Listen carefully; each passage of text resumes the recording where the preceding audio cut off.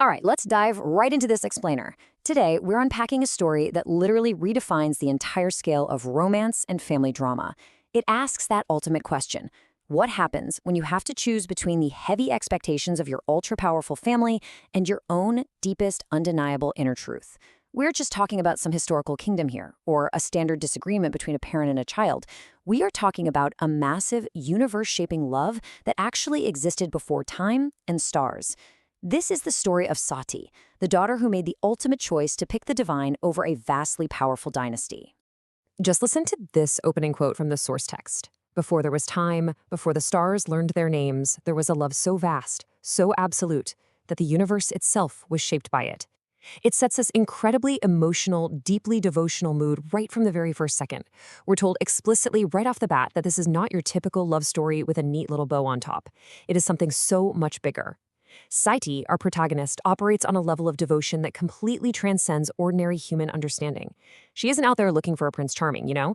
She is anchored to an ancient, cosmic truth. Now, picture this, a slow, cinematic sweep across a grand, celestial golden palace. You've got this beautiful, divine princess, draped in rich red and gold, standing by a marble window, just gazing out at a distant, snow-capped mountain. That's Sati. And contrast that serene image with the sheer, overwhelming opulence of her father's world. Daksha isn't just a king. He is the great Prajapati. He's literally the progenitor of creation itself, a patriarch placed by Brahma to populate and govern the entire cosmos. Imagine the golden spires, the mountains of jewels, the vast armies, and the absolute obedience of every deity in the three worlds. The guy has 60 daughters and built a universe that revolves entirely around his command. He thinks he controls absolutely everything.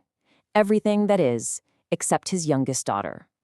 Which brings us to our first section, the daughter's choice.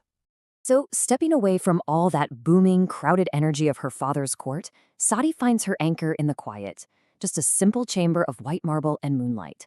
Her devotion is so absolute, she simply says, Shiva, I have never seen your face, I have never heard your voice, and yet, is that not proof enough that you are already mine? For Sati, the fact that he isn't physically there isn't an obstacle at all. Actually, it's the opposite. That undeniable magnetic pull of her soul is the absolute proof of their bond. She isn't wishing, she isn't hoping, she is stating a fundamental, unshakable fact of her own existence.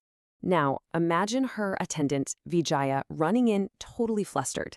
Daksha has lined up yet another massive gathering of suitors. We're talking the best kings, princes, celestial warriors, the whole shebang. But Sati just meets this news with three utterly impossible standards. She asks, can any of these men meditate for 10,000 years without moving? Can a prince hold the entire cosmos in his hair and still remain humble? Can a warrior literally wear death as an ornament and still smile? When a very bewildered Vijaya admits that, well, no, they definitely cannot, Sati simply concludes that none of them are who she's waiting for. And that leads right into Section 2, the Grand Court Confrontation. Okay, so we move from Sati's quiet sanctuary right into the absolute spectacle of the Grand Court. You can literally feel the suspense building in the air.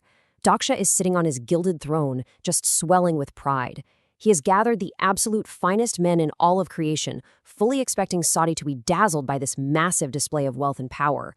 Instead, she walks in, polite, radiant, but completely disinterested. She delivers this unwavering, diamond-hard refusal. She tells him, Father, I am grateful for your effort, but my heart is not available for negotiation. I have already chosen. In a room bursting with the most powerful egos in existence, she boldly draws her line in the sand.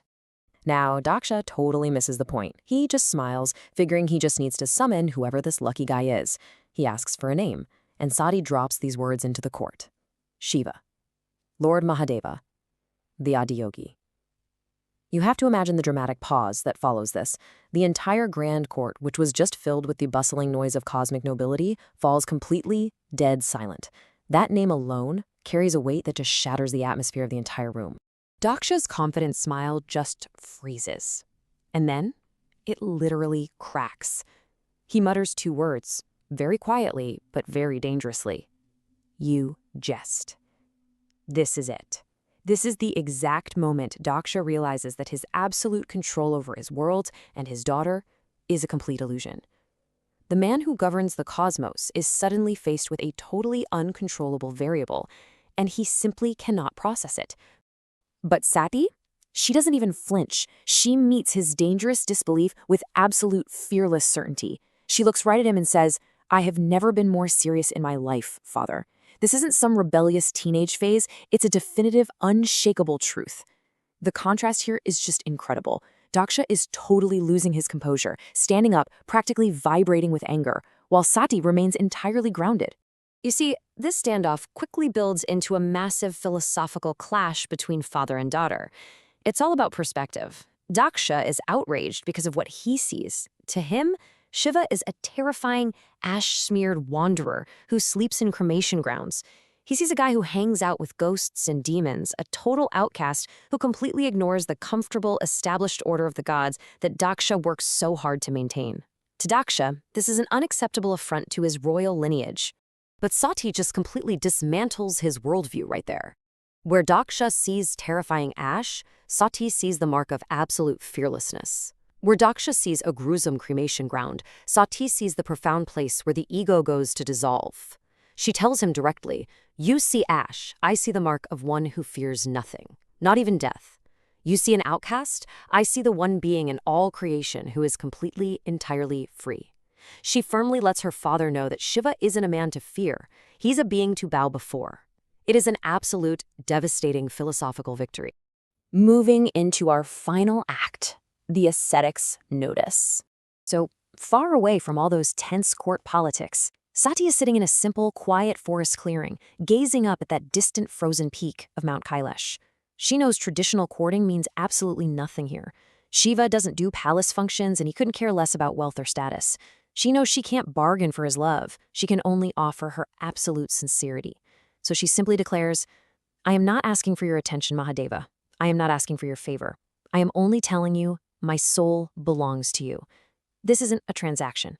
It's a pure declaration of absolute truth, completely devoid of ego. And here's where it gets amazing, because her devotion is so incredibly pure and untainted by selfish desire, the physical world itself actually begins to respond. A breeze stirs in the quiet forest. The fire, burning without any extra fuel, suddenly brightens. Sati's absolute sincerity isn't just a personal feeling anymore. It is so powerful that it's physically affecting the fabric of the world around her. It's literally reaching across the cosmos. And then, the cinematic climax of our explainer. Somewhere far, far away, on the desolate, frozen peak of Kailash, the greatest ascetic in all of creation, a being who has renounced literally all worldly desires, feels something approaching that he has never, ever felt before. Ancient eyes open. A faint, knowing smile crosses the face of a god. He has finally noticed a prayer that is unlike any he has ever received. So Sati has made her choice, and Daksha has made his bitter displeasure crystal clear. We've got two entirely different worlds, the opulent, powerful dynasty and the untamed, ultimate divine on a massive collision course. Shiva has stirred. But what happens next? Will an ascetic who has renounced absolutely everything actually open his heart? And more importantly, what price would fate eventually ask for the privilege of bringing this devoted daughter and the untamable god together? It's the ultimate cosmic cliffhanger. Thank you so much for joining me for this explainer, and I really hope it leaves you eager to uncover exactly how this epic collision unfolds.